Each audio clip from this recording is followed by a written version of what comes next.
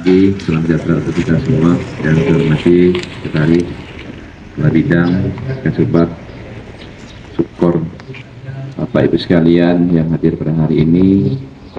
Tentunya kita sebagai umat yang beragama tak henti-hentinya mengucapkan syukur Alhamdulillah yang telah memberikan rahmat dan taufiknya kepada kita semua, sehingga kita dapat melaksanakan agenda pada hari ini, apel ya, tiap hari Senin.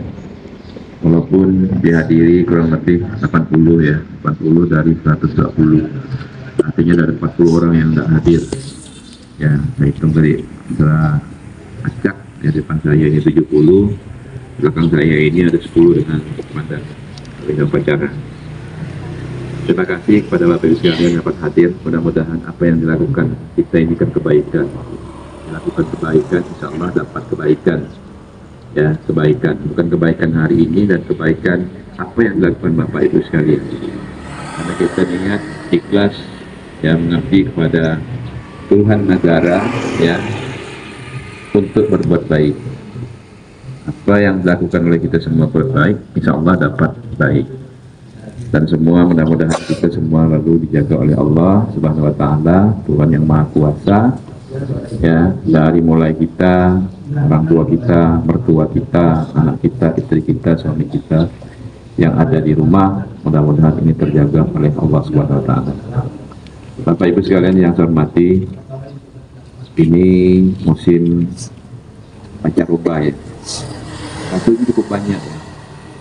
Terutama DBD ya, di Kabupaten Kuburaya ini.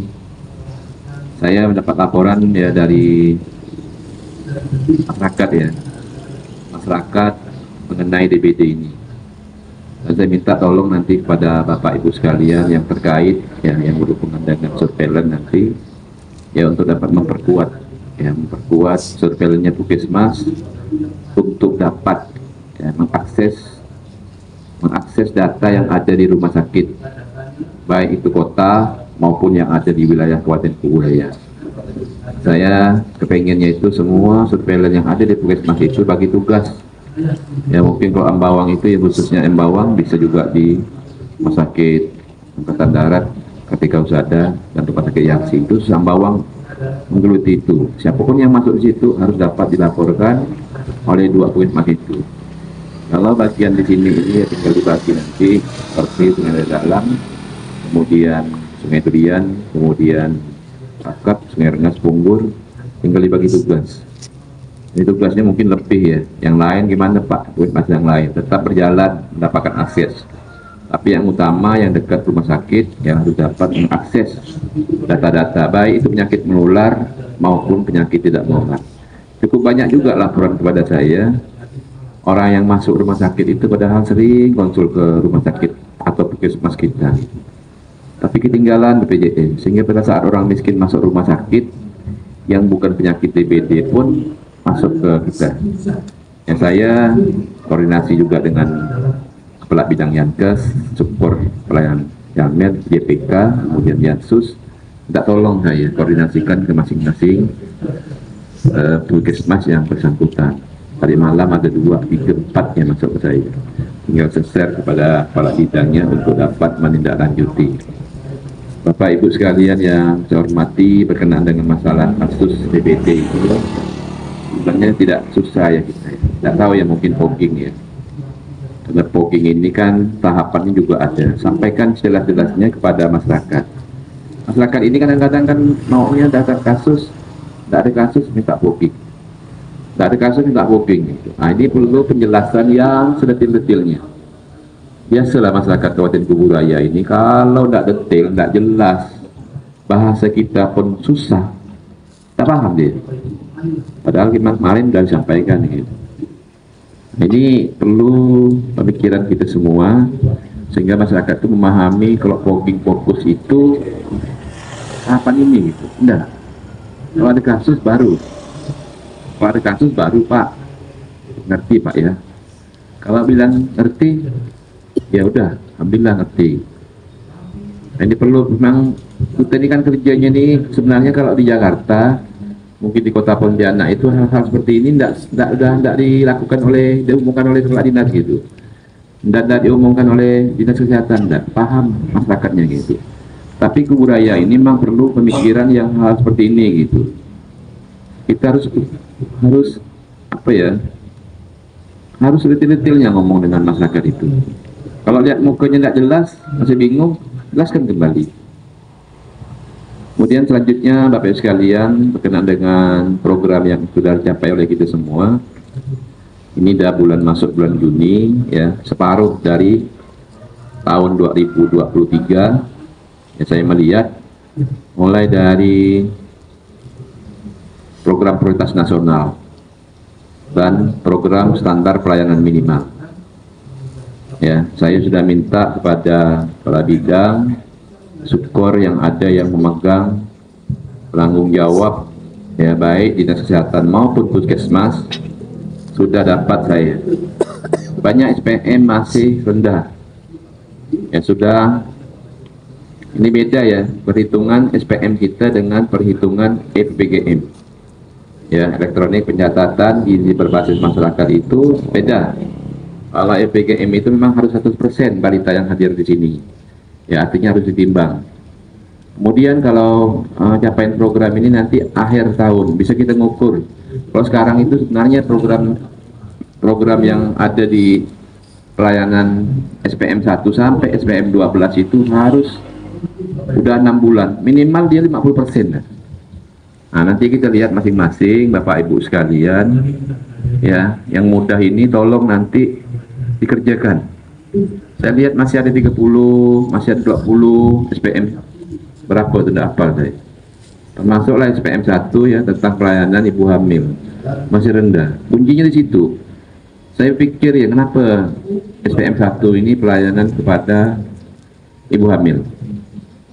Mungkin kita, oh kebetulan ya Pak, saya mikir lagi. Karena kalau ibu hamil itu dari segi angka kematian ibu tercatat.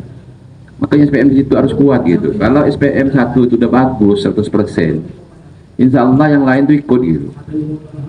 Ya, karena dia ibu hamil ini, pelayanan ibu hamil ini pasti mengeluarkan bayi masuk ke EPPGM. Kalau ada AKB masuk situ ya.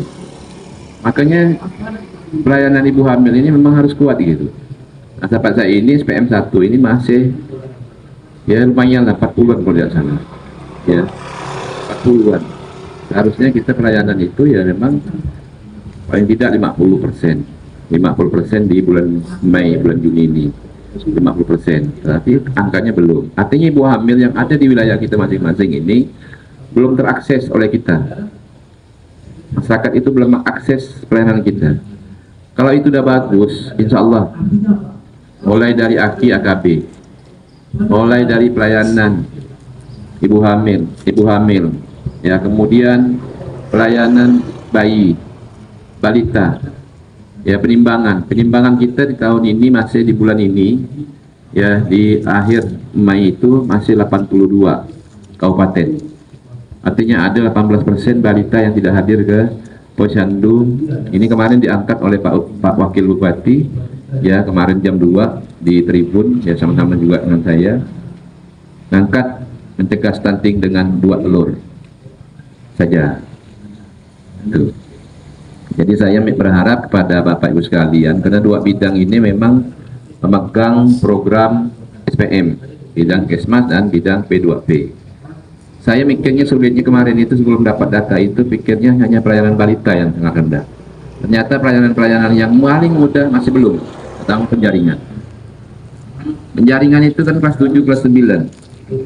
Sulit gitu bagi kita.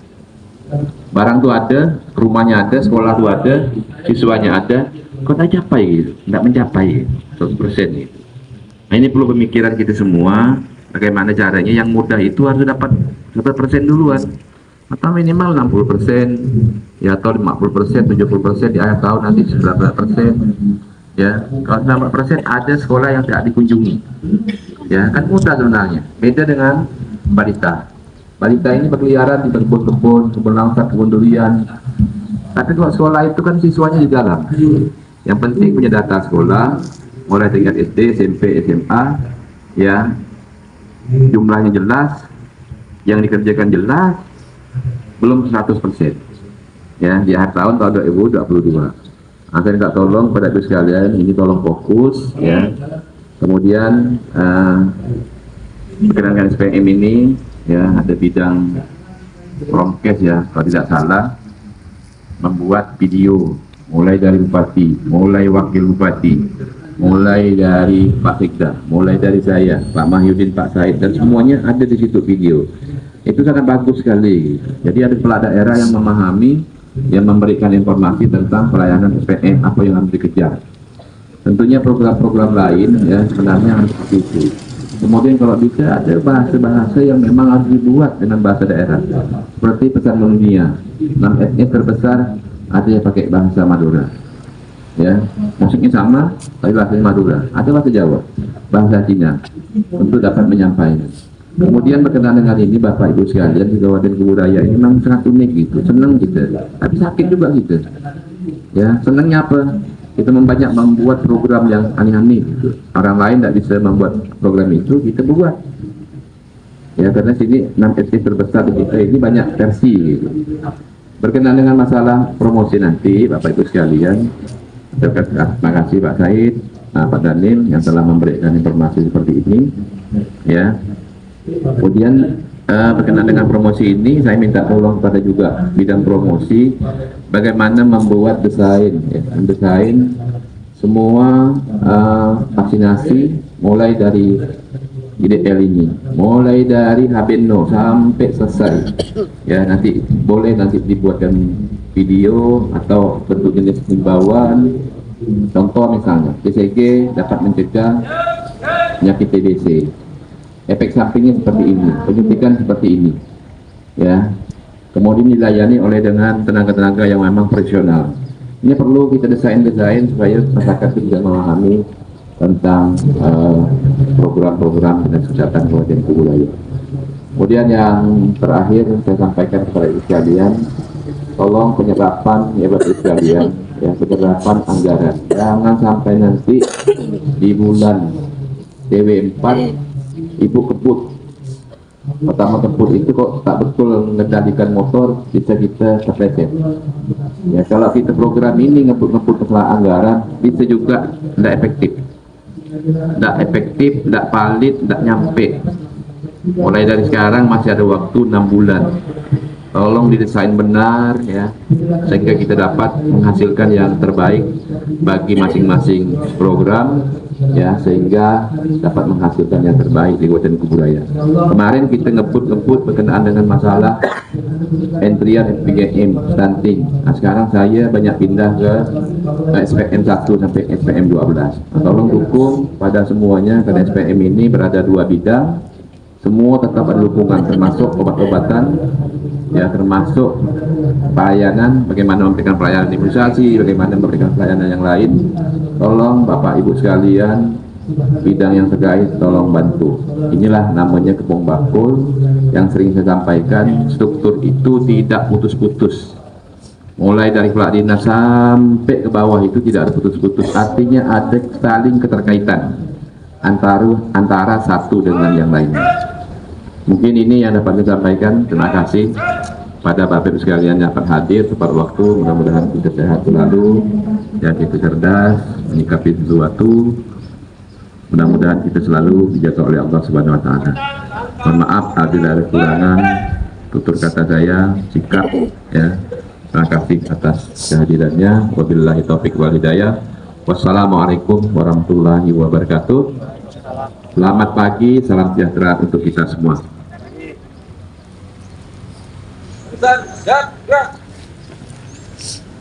Laporan.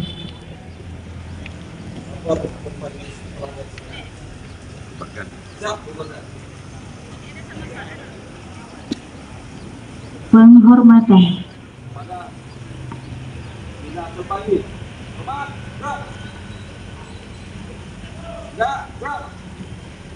Pembina apel meninggalkan tempat apel. Barisan dibubarkan. Tanpa penghormatan, bubar, jalan.